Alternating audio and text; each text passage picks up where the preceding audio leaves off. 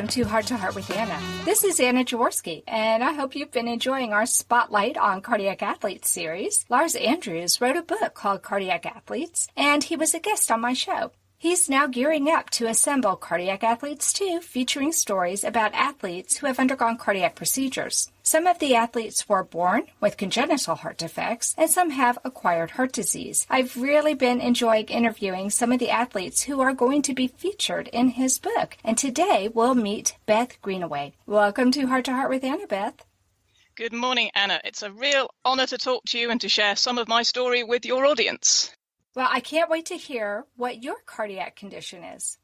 It's a fairly long story. I was born in 1972. I got diagnosed about 6 months after I was born with pulmonary-stenosis and an atrial-septal-defect. I had my first surgery in 1981 when I was, I think, about 9.5. And I did reasonably well after that for about 20 years, had no real restrictions. I wouldn't say I was an athlete at that point, but I enjoyed a bit of school sports. And then I went to university and graduated, but I certainly wasn't an athlete by any means. And I went to university, and I think the normal thing happened at university, which was I put on a few too many pounds, and I decided that maybe running was something I should do to try and get rid of my expanding midriff. And I certainly wasn't particularly good at it, but I started to enjoy being a little bit more active, and it certainly helped with the weight control. And shortly after I graduated, I moved to America. Obviously, I'm English to start with. I moved to America, ended up in South Florida, which is a place where people are extremely athletic or not athletic at all. And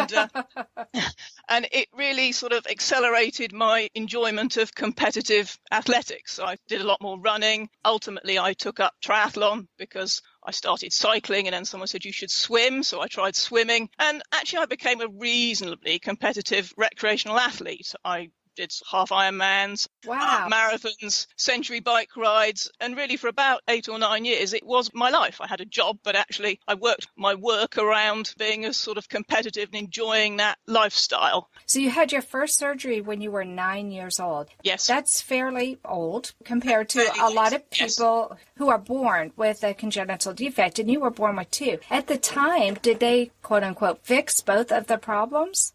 When I was 9.5, in theory, yes. The atrial-septal defect was closed, and I had I've always called it some work done on the pulmonary valve, which made it sort of more effective. It made it work. Okay. You didn't actually have a valve replacement, then? No. I had what they called a pulmonary valvotomy, which always amuses me. I think it means that they tinkered with it a little.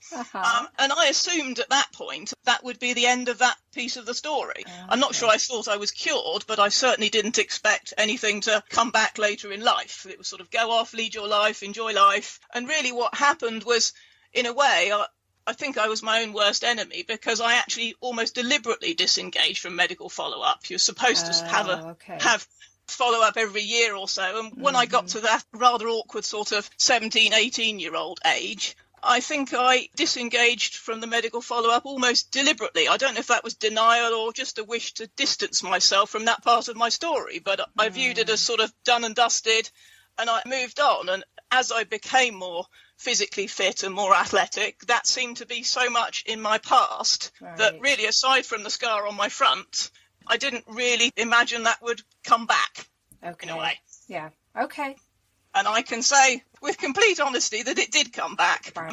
My health started to deteriorate. I guess I was about 30 years old, and I noticed that I was finding it hard to race effectively, and I was getting increasingly breathless. My exercise tolerance fell. I had started getting a lot of palpitations, and I really wasn't sure. To me, part of that, I just thought, I'm just getting older, which was a very funny thing to decide. I thought, no, it's nothing to do with my heart. I'm just getting older, and this happens to everybody. I think it's a bit of sort of bury my head in the sand at that point.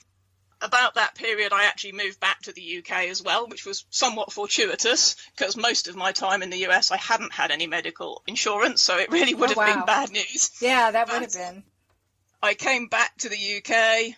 Eventually, I started having some real palpitation problems, arrhythmia issues, and I actually deliberately re-engaged myself with cardiology, and I went to see them and said, listen, I think there may be an issue. And indeed, it turned out that my pulmonary valve that had just been tinkered with all those years before was in a bit of a state.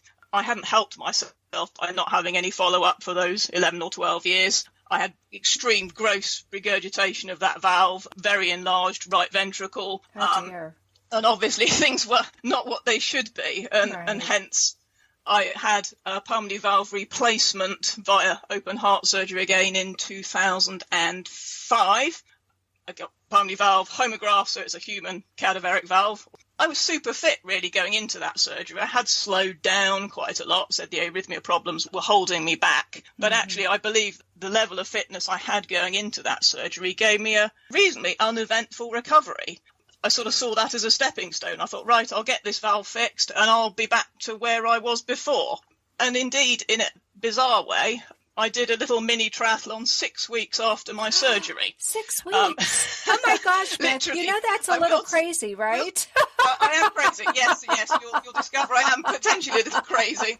But to me, that lifestyle was so much part of my identity. Right, and I just figured, well, get back to it kind of thing. And it wasn't comfortable, it wasn't easy. I was slower than I imagined, and the swimming particularly was uncomfortable. Now, wait a minute, Beth. Did you tell your cardiologist that you were going to be doing this? Maybe a little economic with the truth, but he knows me well enough, and he himself was an athlete, so he sort of understood and sympathised a little with my mentality. But you went in the water and swam for how far? I don't remember what it was. It wasn't particularly long. It was 500 metres or something like that, and a little bit on a bike, and then I think sort of 3K run or somewhere in that vicinity. I think it was all done and dusted in about half an hour. But you do know that most people take 6 to 8 weeks to recover from surgery, any kind of surgery. You had open heart surgery. Yes, oh my goodness. Again, I just get on in life, and I'm a believer in, maybe I push myself too hard, but I'm not sure. I think that mentality of just making the most of it, pushing on, has actually enabled me to achieve a lot more than I would have done otherwise. I don't want to sort of hold myself back, really. I'd rather push and find out what the limits are, rather than... So did you collapse with exhaustion when you were done with this race? No, not at all. Not at all. No. And actually that sort of trajectory continued, and I really did work quite hard to rebuild my fitness. I competed in a lot more running races. I did a half Ironman, I think, less than a year later. Wow.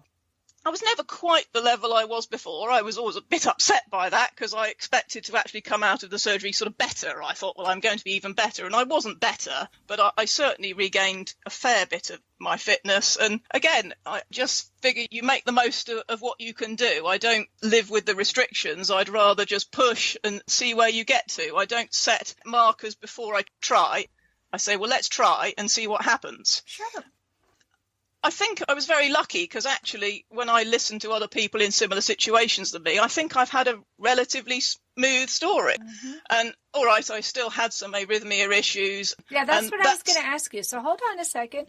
You had a pulmonary valve that had to be replaced, but you said that after the 11 years of kind of falling out of care with your heart, that part of your heart had enlarged.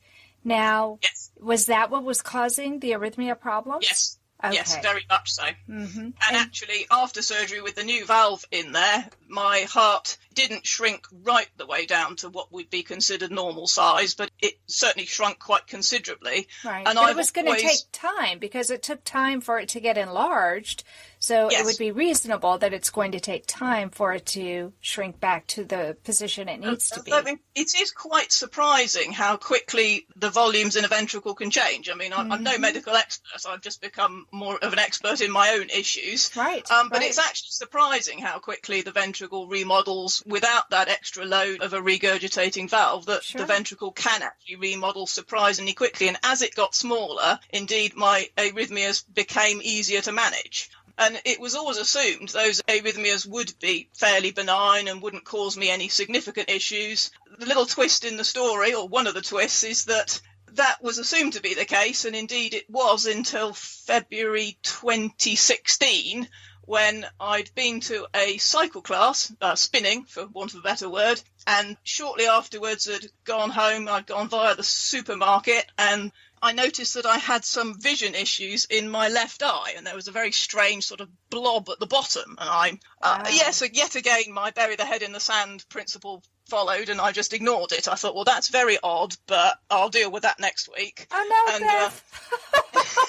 Yes, okay. And indeed I did. A few days later, I said to a very good friend of mine, I said, I've got this really strange kind of bit missing at the bottom of my left vision. And she goes, that's not good. You need to go to the eye hospital and see if they can figure that one out. Mm-hmm. And I went, and to cut a long story short, because it was a very strange set of circumstances and story, they said, oh, well, we don't think you've had a stroke. We're not really sure what happened. Have a brain MRI anyway to find out. Uh-huh. And it turned out that I had a stroke. Now, unfortunately, that slight missing piece in the bottom of my left eye got worse over the period of a couple of weeks. And within a few weeks, I had no usable vision in my left eye. I can still see out of it, but it's so useless that my brain at this point ignores it. So I walk around a one-eye person, which I would say out of all of the things that have happened to me, that would be probably the most inconvenient. I had issues with having to surrender my driver's license, which I did luckily get back when I proved that I can see well enough out of the other eye. But I think the biggest problem was it took away a lot of my enjoyment of exercise and my confidence, really, because I don't see so well. My depth perception is not as good as it should be. Right. And particularly my beloved cycling, I really thought, well, this is it. I shall never go outside and cycle again because I feel very vulnerable. Right. But luckily, as usual, with the help of some friends, I've got some amazing cycling friends and things, they said, well, listen, come out with us, we'll go really slowly, we'll ride near you so that we can prevent anyone from riding into you, and we'll make sure you don't ride through any potholes or anything unfortunate. And naturally, it's okay. I wouldn't say I enjoy cycling as much as I did before, but those really great people in my life have enabled me to continue to cycle, and it's something I do on a probably couple of times a week at least. I go out on my bike, some shorter rides, some longer rides. I ride up to 30, 40 miles. I just feel fortunate to still be able to do that and to enjoy it. Right. So I've sort of rebuilt from there. So we had the first surgery, we had the second surgery, then we had the stroke. And I always knew, really, with that pulmonary valve that was replaced in 2005, I knew that at some point that would need doing again. Right. But it was assumed potentially I could have a catheter procedure, which would save me another open heart surgery, which I think would have been wonderful. And it would have been 11 or 12 years since that pulmonary valve replacement. But unfortunately, the next twist in the story is it all went rather wrong again in March this year. Oh, wow. When, having been very unwell initially with a kidney infection, totally unrelated, unfortunately, that somehow got into my system, even though I had antibiotics to treat it, somehow got into my system. And a month later, I was very, very, very unwell and had been for several weeks. And it turned out I'd contracted bacterial endocarditis. So the inside of my heart was massively infected. My pulmonary valve was really in an awful, awful state. I had I love the term vegetation. So there was stuff growing inside my heart. Nobody likes to hear that, Beth. That's such a scary thing to think about. It wasn't great, and there was abscess and all sorts of things. And I think partly, again, I'd let it go on a little before I sought treatment. There's a repeating pattern here, you notice. I'm really hoping this is a pattern that you've decided, I don't want this to continue anymore. Well, I don't know. As I said, I think we're supposed to learn from our mistakes. I think I do, but maybe I'm just a slow learner. I'm not sure, again, that maybe they're all mistakes. It's just part of life's process. You just go through these things. Either way, I ended up as an emergency admission into the hospital. And I ended up in my local hospital, who actually were not capable of really dealing with the problem. So I was then got an emergency ambulance ride 130 odd miles away to the local congenital heart centre. Where the theory was I would then get probably a month or so of IV antibiotics, then surgery to clean up the damage, then maybe another month of IV antibiotics. That didn't turn out to be the case. I had a scan the day after I got there, and it was not a pretty picture at all. And the surgeon was in my room before I even got back to my room saying, you're on the table the day after tomorrow. Oh my gosh, Beth. I loved his term for it, and I shall remember it because he said, "I've ordered the parts you need." It's a bit like, I imagine you go to the grocery store and pick up some sort of parts. It made me giggle. I have a very pragmatic view on life, and I think I smiled and thought that was quite funny. I've ordered the parts you need. I had open heart surgery and yet another pulmonary valve replacement and various other tinkering around in there. And actually, again, in spite of the rather dire situation I was in when I went into that, actually, I recovered reasonably well. I had a total of 7.5 weeks in hospital with a PICC line and IV antibiotics 4 times a day for half an hour.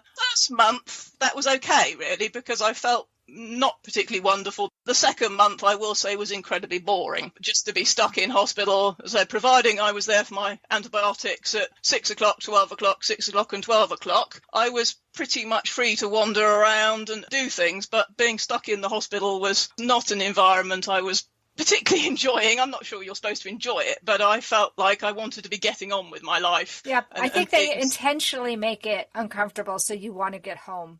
I was ready to get home. I think I'd have discharged myself if I could, but the antibiotic regimen was such that it couldn't be administered anywhere other than in the hospital, so I sort of had to stay put, really. But even then, as soon as I could, I was getting out off the ward, I was walking, I figured out some walking routes around the place, and I used to make a plan to leave the hospital at least 3 times a day. I'd go out after breakfast in the morning, out the door, and walk around however many loops I could do and go back in. I'd do the same thing again between lunch and the evening meal, and usually again after that. So I always had a plan for 3 times a day to get out and do some sort of movement, because to me, movement is life, and I didn't want to be stuck in a bed. I would have just gone completely crazy, to be frank. I love that. So, movement is life. I love that. That's awesome. I don't think I'm actually that unusual. Exercise or physical activity is absolutely critical. Not just my physical health. I mean, obviously it's important for physical health, but to me, it just takes so much care of my mental health. Mm-hmm. If I don't get that movement in, and it doesn't have to be big things or particularly high intensity or anything else, but I just need to move, and I feel better for moving. And I find when I do, I'm just a lot more of a mellow person. My moods are better. I don't get stroppy. And actually, I have a friend, and if I ever do get stroppy, he says, go and do some exercise. That's what you need to do now, because...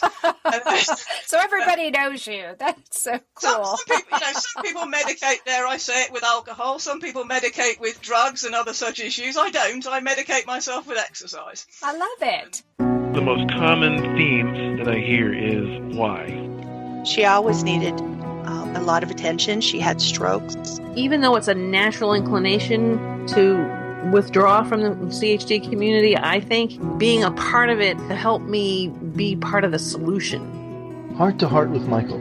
Please join us every Thursday at noon Eastern. I'm Michael Lieben, and I'll be your host as we talk with people from around the world who have experienced those most difficult moments.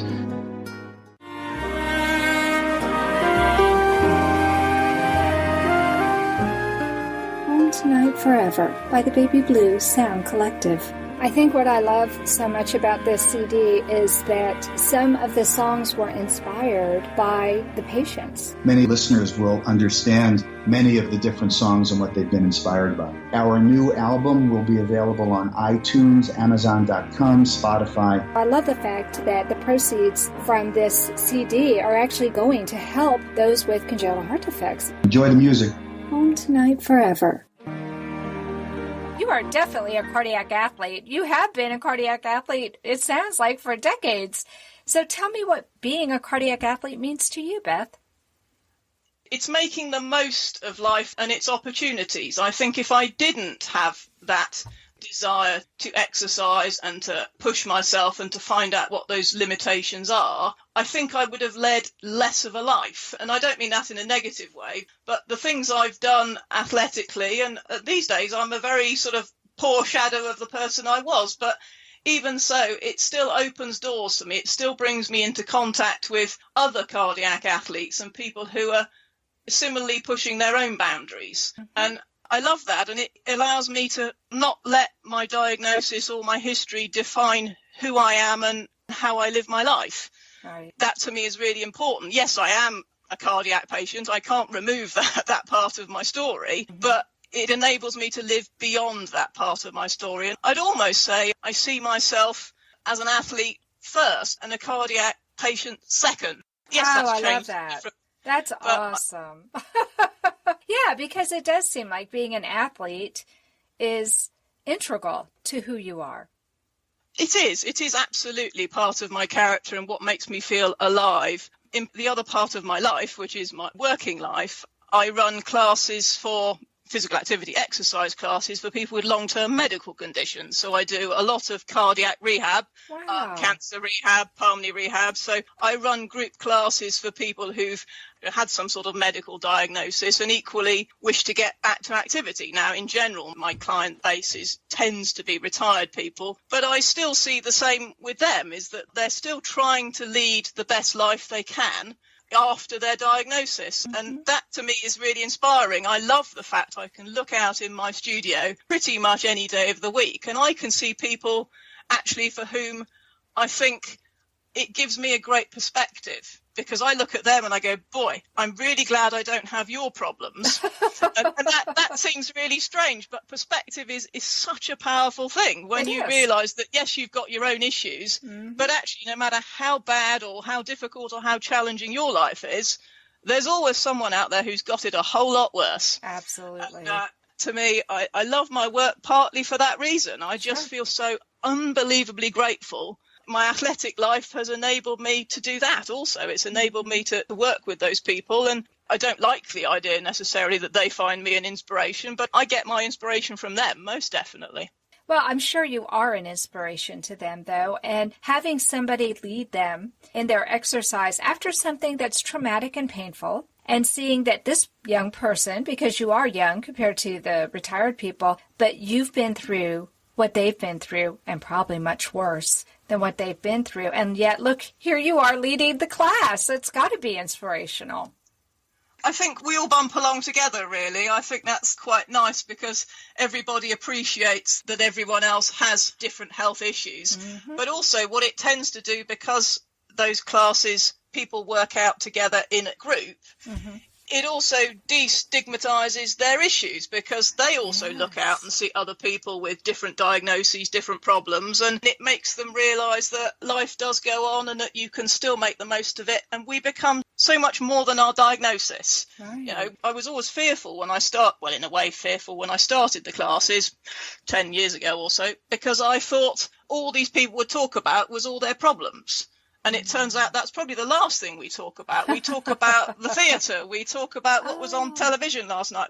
We're just people who just happen to have other things going on in life. And it's really nice to share time with people and discover that we're just so much more than that diagnosis. I love it. I love it. Well, this has been a fabulous episode. Thank you so much, Beth, for coming on the program. No problem at all. It's been an absolute pleasure. Well, it's always interesting to me to hear different people's experiences and how they rise above the challenges that they have faced. And like you said, we're all facing different challenges. Thanks again for coming on the show today, Beth. And that concludes this episode of Heart to Heart with Anna. Please come back next week when we will feature another cardiac athlete. And until then, remember, my friends, you are not alone. Heart to Heart with Anna is a presentation of Hearts Unite the Globe and is part of the Hug Podcast Network. Hearts Unite the Globe is a non-profit organization devoted to providing resources to the congenital heart defect community to uplift, empower, and enrich the lives of our community members. If you would like access to free resources pertaining to the CHD community, please visit our website at www.congenital-heart-defects.com for information about CHD, the hospitals that treat children with CHD, summer camps for CHD survivors, and much, much more.